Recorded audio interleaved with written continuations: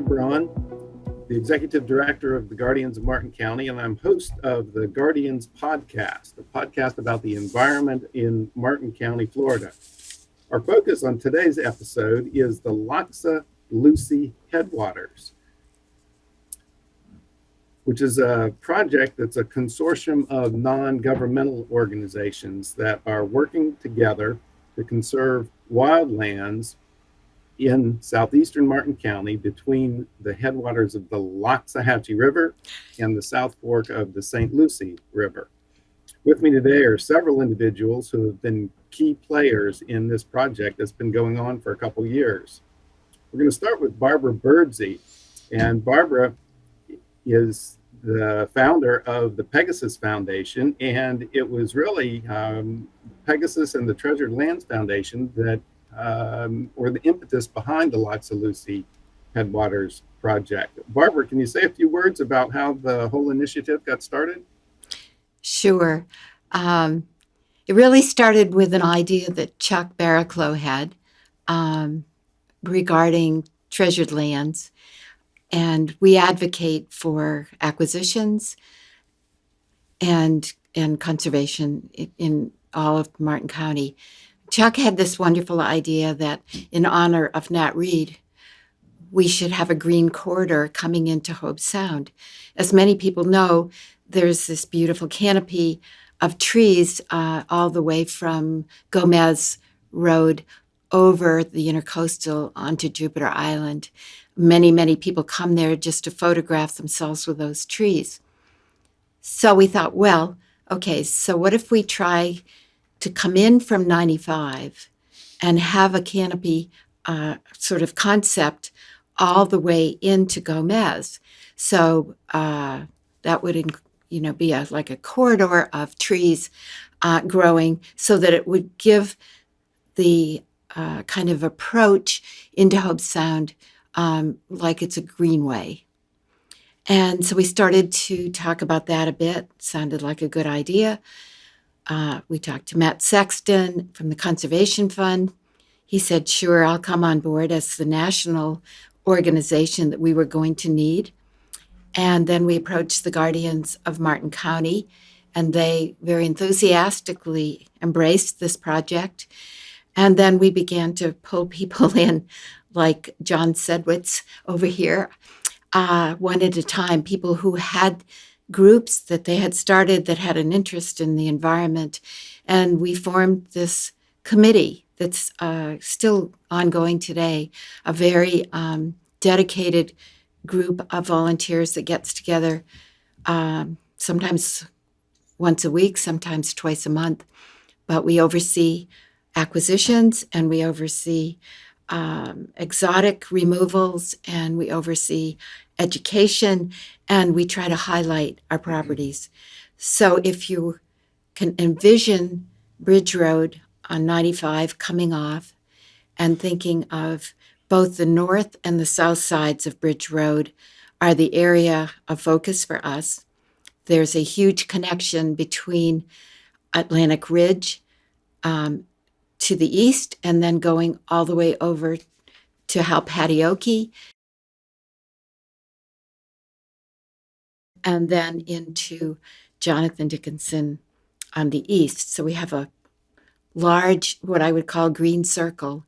And within that circle, there is a huge amount of wetlands. There's a lot of damage in the way of culverts that were put in to stop water from moving. We're trying to open all that back up again so that we have a natural system working between the two major state parks, which not only provides a much better water system flowing in both directions, but endless opportunities for people to enjoy this little wild treasure in Florida, in Martin County, the Green County.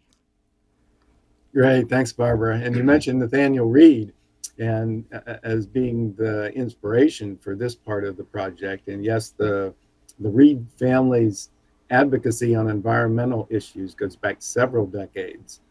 Their donation of property at the north end of Jupiter Island for the St. Lucie Inlet State Park, the Blowing Rocks property of the Nature Conservancy at the south, the St. Lucie Inlet State Park, and ultimately the National Wildlife Refuge, which has now been named after Nathaniel Reed. So it's great to have this fitting extension of that. But as you say, started off as an east-west corridor, but has kind of expanded into a north-south range as well to connect the two state parks. So thank you for that history. One of the other local leaders who has been very instrumental in this is John Sedwitz. And so, John, we thank you for being here with us this morning, and want to hear first about your interest and involvement in this as a president of the board of directors from your Homeowners Association. Can you tell us a little bit about where Hobe Sound Golf Course is located and what your board's interest is in the Loxa-Lucie initiative? Sure, thanks, Greg. Actually, I cover two organizations, the Hobe Sound Golf Club community as well as Hobe Sound Concerned Citizens Coalition. And basically, what inspired me to get involved was the passion that the Friends of the Loxa-Lucie have illustrated within the community. So what we found interesting is, back to what Barbara had said, was she's talking about a green corridor. Well, what we don't want in Hobe Sound and in our community is a concrete corridor.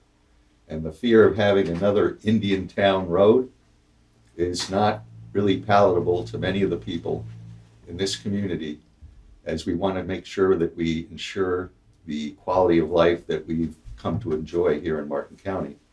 So as we look at this thing, I think the community really thinks about three key W's they wish to protect. Those W's are the wetlands, the water quality here in Martin County, and as well conserving and protecting our wildlife. So this whole inspirational approach and the messaging, the grassroots efforts that have been put forth have really been successful in elevating this initiative, not only in southern Martin County, but in all of Martin County. And our expectation is that we're going to have more people contribute in terms of donations to acquire more properties for conservation, but also get more people involved in spreading the word, raising the awareness so that we can educate the residents of Martin County and inspire them to help us take action in the future. Yes, great, John. You mentioned that green corridor along Bridge Road. Right now, there are very few areas, certainly in southeastern Florida, we're the only one. And even as you go further north in Florida, very few areas east of I-95 where you can get off the interstate and go through native lands. So we're very happy that there are so many undeveloped lands here, and that's the impetus behind our project here. Is many of those properties are for sale, and the reason that they haven't been developed so far is exactly what you mentioned. There's a lot of wetlands, and so Martin County does have one of the strongest wetland protection standards in the state, and so it's just meant that up until now, it has not been economically profitable to develop on those lands. And so our initiative here is to indeed try to purchase those properties from willing sellers before they get developed. You also mentioned water being a key issue, and Barbara mentioned also the culverts underneath Bridge Road. And so there are two elements there that I'd like to for you to comment on, because you mentioned both the water and the wildlife. And unfortunately, our studies of the corridor have shown that the wildlife is moving back and forth across Bridge Road as a wildlife corridor anyhow. And we don't have any wildlife crossings under that road. So can you say a little bit about whatever's going on there and what the hope is? Well, I think the vision and the goal is to work with the county and the Department of Transportation to fund a culvert so that there can be easy passage for wildlife versus the inundation of roadkill that we have on Bridge Road. We see it every day. If you're driving from Hobe Sound to 95, it's pretty rare when you don't see some roadkill on the road. So we have to make sure that we can preserve and protect these animals as they transition going north-south or south-north So I think that's a very big mission that we have to continue to focus on in 2024. Yeah, I know it's very expensive to convert low-lying roads like that into wildlife crossings. You essentially have to build a bridge up, which is expensive. So we appreciate that Martin County has taken at least the first step in this as far as putting up some wildlife crossing signs to let drivers know what's going on there. But in the big picture, you're right. If we could be successful in putting in wildlife crossings that are big enough for the animals to get through, both the aquatic organisms, the fish and the otters and things like that, but also have an upland pathway associated so that some of the land mammals can also get through. I'm sure those will help reduce the number of wildlife mortality there. And I guess I shouldn't focus just on the wildlife there. There's also been several human fatalities along Bridge Road as well. So what we're doing here will hopefully benefit both people and the animals. So thank you for that, John. Let's move to Jeffrey Smith. Jeffrey is a noted artist and artisan who has taken an interest in our project. And Jeffrey, you've got some good footage of various wildlife in our corridor. And I guess starting off with, you went on an interesting paddling excursion up Kitchen Creek. And not too many people know about Kitchen Creek, but it's a tributary off of the Loxahatchee River. And it is paddleable for a portion of that way from Jonathan Dickinson up to Bridge Road. Tell us a little bit about that experience. Kitchen Creek comes from the south out of the Loxahatchee River and works its way almost up to Bridge Road. It's very seasonal, the water levels in it, and it's tough paddling up through there. A few miles up, there's a beautiful little footbridge that I've on many occasions ridden my bike up to that and photographed that bridge. Very beautiful spot. And then up from there, it gets quite shallow. I've paddleboarded and kayaked a great deal the whole length of the Loxahatchee through Trapper Nelson's all the way down, crossing underneath both I-95 and the Turnpike. The Loxahatchee's one of two designated wild and scenic rivers in South Florida. So the Loxahatchee itself is it's a national treasure. The water is still beautifully clear, and traveling through it by paddleboard or kayak is something everybody should do. And I have made every year on my birthday, June 12th, I've been floating down it. But this year I was in British Columbia, so I missed it. But that whole waterway, and that's what we're protecting with the Loxa-Lucie, is the headwaters to the Loxahatchee and the St. Lucie. The South Fork of the St. Lucie River, at Halpatioke, it comes down, and both rivers, Kitchen Creek and the St. Lucie, just about make it to Bridge Road. And probably if Bridge Road wasn't there, they probably would cross over. But they're both very wild, very beautiful spots. I've spent a lot of time photographing the wildlife, the birds, and everything is dependent on water level and what feed is in the area with the water for the different water birds. Yes, great, Jeffrey. And you have created some videos about both of these rivers. Have you not? And are they available on your website? Yeah, I know I'm not sure if they're on they might be on our YouTube channel, but I think on the Loxa-Lucie channel for sure. But yeah, I've done a bit of drone footage and showing the different wetlands and the area from the sky, which is absolutely gorgeous. as well as from the ground. But it's a hard. We're dealing with a mini Everglades with the water, getting that sheet flow back and reestablishing what was here 100 years ago is the goal here. And it's still a wild area or semi-wild, and we just need to give it a little help and get things back to where it's a little more friendly to the animals and the environment. Yeah, certainly one of the aspects that you can see best by drone or aerial photography is the extent of saltwater intrusion in the Loxahatchee River.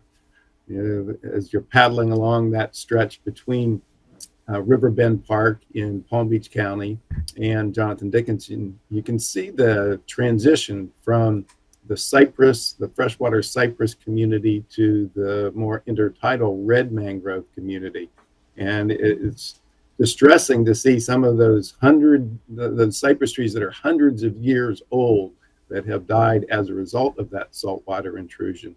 So that's one of the aspects that our Loxa-Lucie project is trying to do, is once we acquire more of these properties and we're able to restore the hydrologic regime, we ought to be able to put more fresh water into the system so that we don't continue to see saltwater intrusion up into the system. And the saltwater intrusion isn't just affecting the natural environment. There are people's wells who are going saline as well. So we're hoping that once we restore these properties, the restoration will involve a couple things. One is removing the invasive species on it, but also most of the properties in this area had been much wetter back decades ago. We've got some old historical aerials from the 1940s and 50s that show the abundance of wetlands. And most of those areas have been drained now for one purpose or another. So we're hoping to block up some ditches, put in water control structures, and essentially raise that water table. So Jeffrey, you've also, I think, gotten some footage of some of the wading birds that we see along the Bridge Road corridor. Wood storks, have you gotten some wood storks and some roseate spoonbill footage? Yeah, quite a bit. The ditches along a Bridge Road, they actually are acting as man-made waterways and actually mimic what happens in nature. Those ditches fill up with water, and then all the life grows in these ditches, all the little fish and animals. And then when things dry out, that water drains down. And as it drains down, it creates this natural drawdown. And so you'll have huge concentrations of the roseate spoonbills and the wood storks. They'll be in there just eating all the animals that are left in that concentrated water, like they would naturally in the Everglades. So it's a wonderful spectacle to see, and just something that happens naturally. But that should be happening throughout the Loxa-Lucie area, not just in these ditches along the road. But it does make for a nice wildlife corridor that people driving by can see. I know I'm always, in fact, my wife's always complaining I spend more time looking at the ditches on the side of the road than I am at the other cars. But so far, we've been okay with that. Well, certainly, to say her. It certainly shows the resilience of the natural environment, because as you say, those roadside swales, while they were cut out of higher elevation areas, are sort of simulating the herbaceous isolated wetlands that draw down during the dry season and concentrate those fish. So I think part of the reason that we see those wading birds here is the proximity to Bird Island in the Indian River Lagoon. As some of you may know, the U.S. Fish and Wildlife Service does have protection for wood storks. And one of the things that they have determined is that it's the wetlands that are in close proximity to the nesting areas are those wetlands that are most important. They've done a lot of studies and identified what they call a core foraging area. And so for South Florida, the core foraging area for wood storks is 18.6 miles from a nesting colony to the wetlands that are the most important for them. So indeed, the wetlands within the Loxa-Lucie are within that core foraging area for the wood stork colony at Bird Island. And I think it's the same way. I don't think they've done the studies on wood storks, but that's also why we're seeing the wood storks in the Loxa-Lucie area, is they have also been nesting out at Bird Island. Jeffrey, have you done some filming at Bird Island over the years? Actually, quite a bit. In fact, I'm doing a monument to Bird Island. Margaret Riechberg, who passed away a couple of years ago, we're doing a monument in memory of her, and it's a big mangrove tree with many of the different birds from Bird Island that I've been studying. So I've spent a lot of time filming out there. The wood storks are they're a beautiful bird. They're a little gangly, iron, I think they call them iron heads, but they're actually an ibis. So they I think they're called wood ibis is the family they're in. But beautiful birds, and we certainly have it seems a healthy population in the area here. Yeah, thanks, Jeffrey. Hopefully you'll lend us some of your footage and we'll use that to accompany this video. For sure. We have plenty of wood storks. I'd be happy to. Okay, so let's move on to noted wildlife advocate and TV personality, Jeff Corwin. Jeff, thank you very much for taking an interest in the Loxa-Lucie, and tell us a little bit about your current filming project. Sure.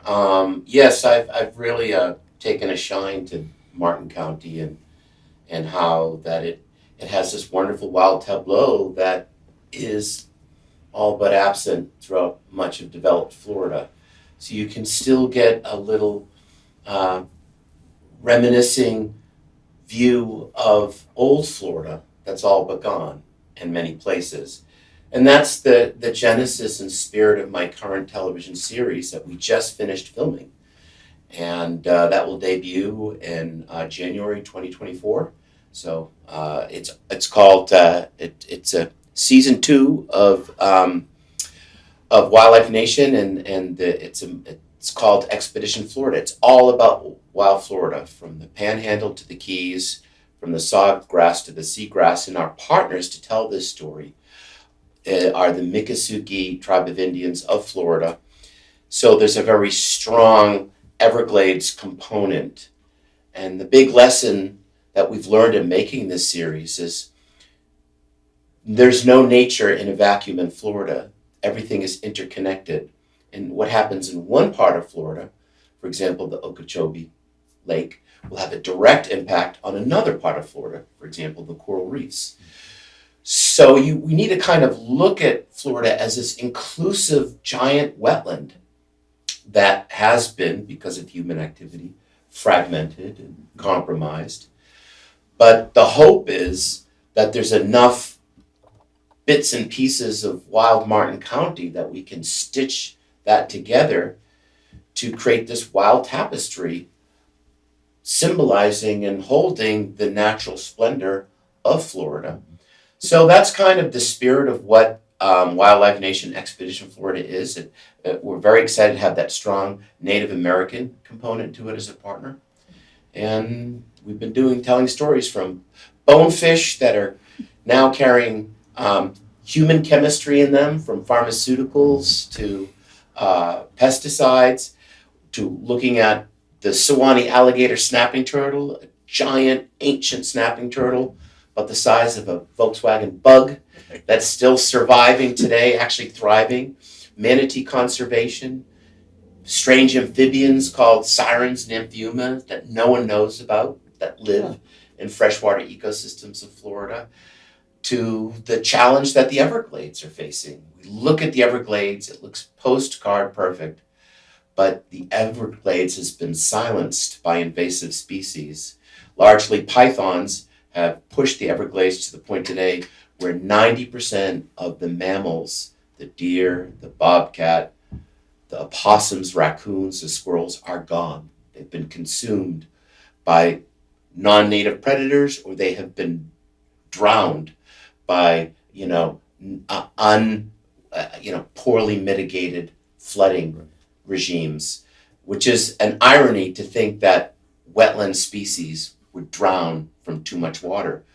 But that's what's happened to the Everglades. So we try to tell these stories in a positive, proactive way, showing leadership in this amazing Native American community that has made it their mission to save the Everglades, to mom and pop conservation groups that are working to save wildlife in Florida, to the incredible work that the Florida Wildlife Conservation Commission, all their incredible work. So that's kind of what the ethos of our series is.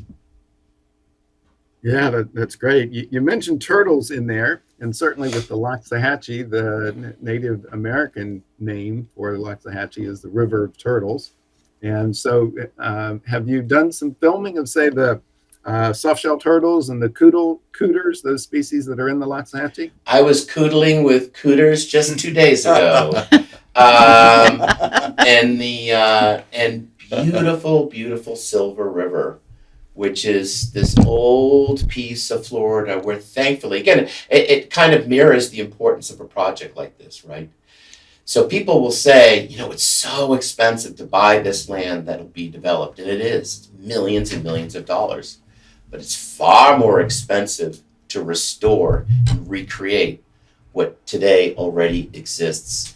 So thankfully, much of the Silver River has this beautiful wild buffer zone of cypress and grasses, where it is very much today one of the healthiest rivers in Florida. It has some challenges. It's losing a lot of its waters being pulled out for golf courses and agriculture. And there's some things coming in from agriculture, but it's largely very healthy. So we went out with this incredibly enthusiastic young biologist, almost like a brunette Jeff Corwin. And this young man, we went out with his group, and we went and did an inventory. So we went snorkeling in this amazing water system, and it's so well protected. You're not allowed to swim in the Silver River.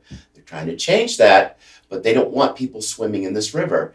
So you're not allowed to fish in this river. So we went snorkeling in this river with their, they have a permit to do this. And we collected, there's 7 species of turtles that live in this river system. Some of them live in the Loxahatchee. And we were taking them and doing measurements and telemetry. We found a giant soft-shell turtle, one of the largest freshwater turtles in the world. And it was just so exciting to be under there with this crystalline water. It said that the waters in the Silver River are the clearest waters in the world. They're clearer than the glacial streams of Iceland.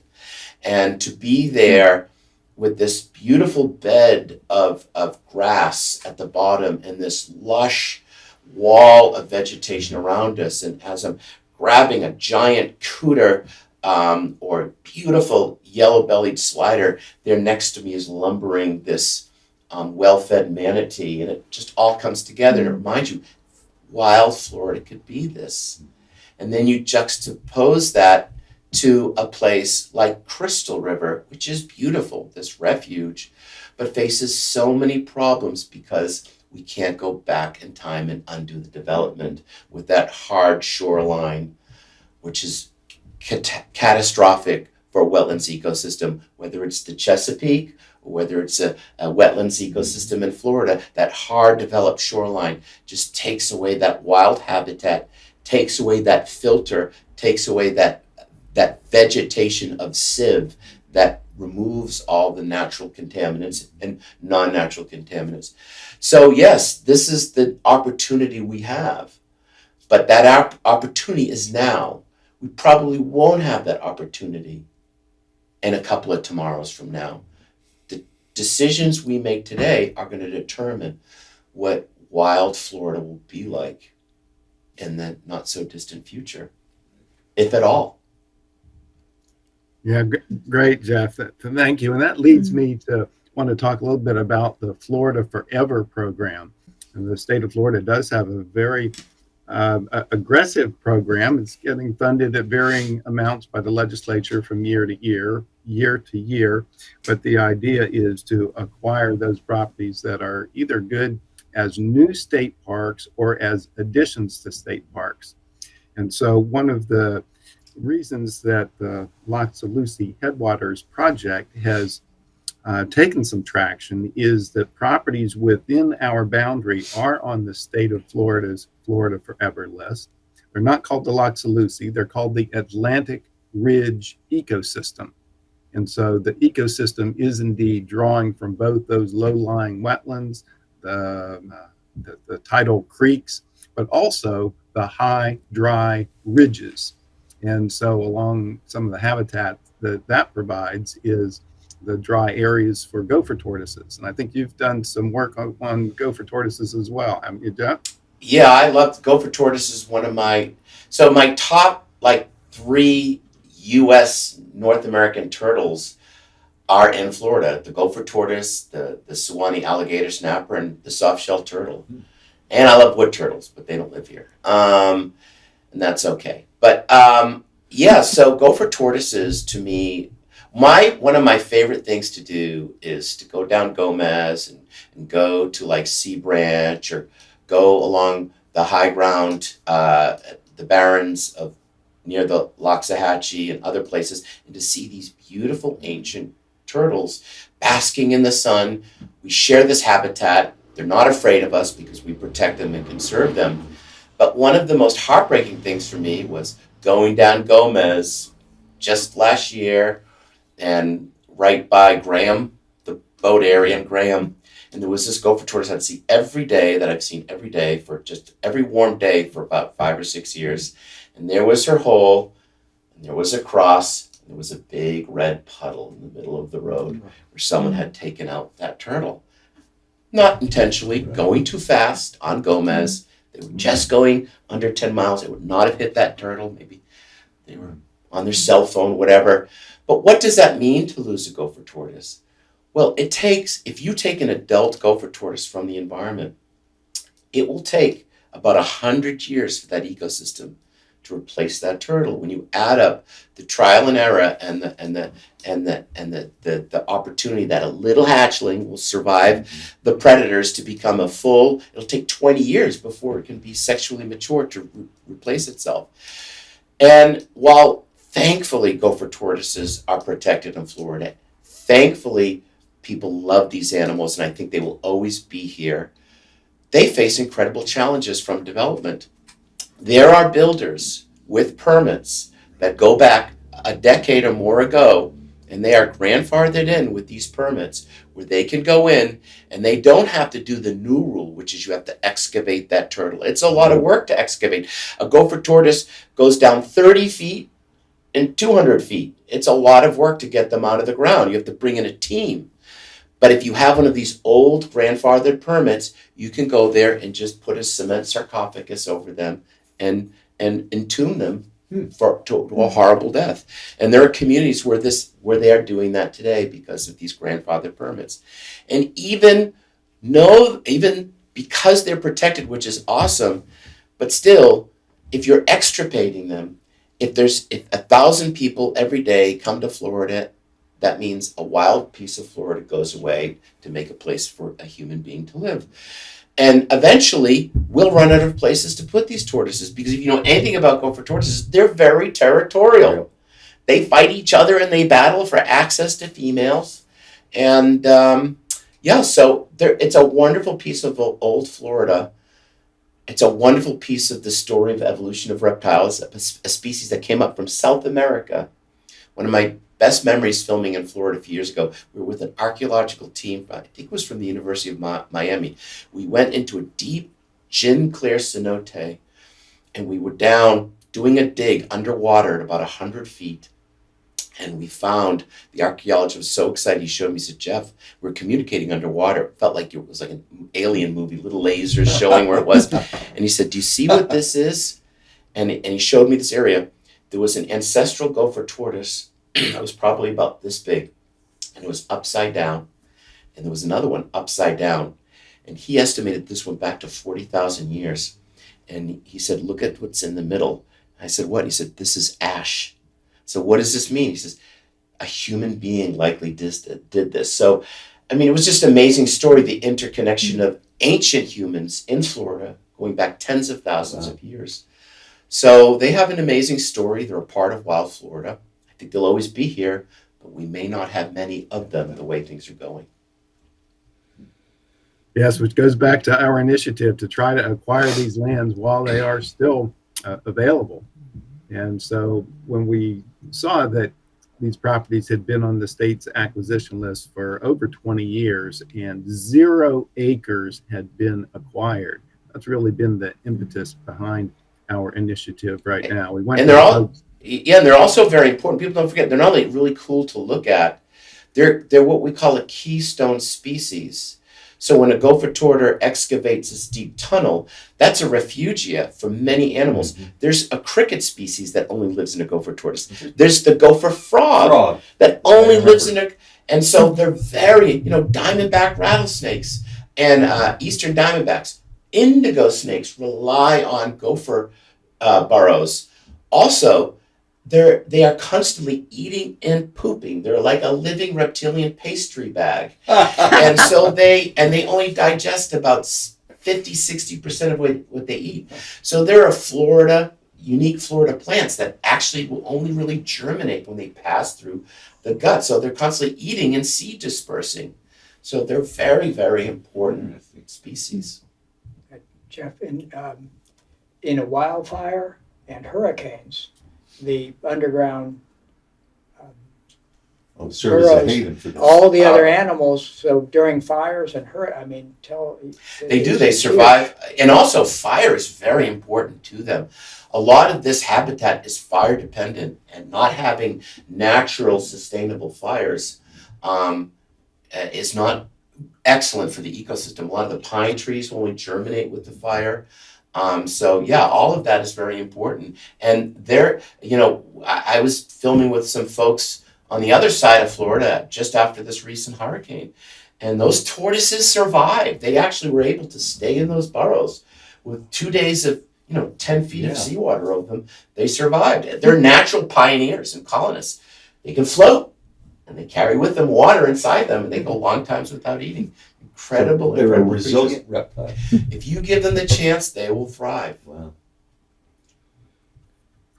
Well, great. We're starting to run short on time here, but I want to thank all of our guests today, Barbara Birdsey, John Sedwitz, Jeffrey Smith, and Jeff Corwin, for being with us today on this version of the podcast for the Loxa-Lucie Headwaters. We have not, unfortunately, been able to film outside today just because the weather is so bad, but we're hoping to get some footage to dub over this recording. And we'll also try to incorporate Matt Sexton into the podcast. Matt wasn't able to be here today, but he is the Vice President for Acquisitions for the Conservation Fund. They're a nationwide nonprofit organization, and it is they who are accepting tax-deductible contributions for our acquisitions within the Loxa-Lucie Headwaters project. We've been very pleased with the outstanding support by the community. We've raised over $5 million now and have secured 2 acquisitions. The first one being back in late 2021, when we were able to acquire 2 miles of frontage on the north side of Bridge Road, and then more recently, a smaller tract on the south side of Bridge Road. Our goal here has been to acquire these properties that we're able to do just with private donations, but then use those as leverage to hopefully acquire the larger tracts with the state of Florida's money. Some of the larger tracts that are available for sale right now are in the neighborhood of $80 to $100 million. And that's beyond our ability to raise that kind of money from private donations. So we're hoping that the donations that are made for our acquisitions will help us attract those statewide dollars. So contributions to the project can be made on our website, the Loxa-Lucie Headwaters.org. There's a location for secure donations that go to, again, the tax deductible, the conservation fund. That brings us to the end of our podcast for today. Coming up in our next issue will be the discussion about the Everglades. We're up here at the very northeastern end, the headwaters to the Everglades, but Eve Samples from the Friends of the Everglades will be our guest presenter and talk about the Treasure Coast link to the Everglades.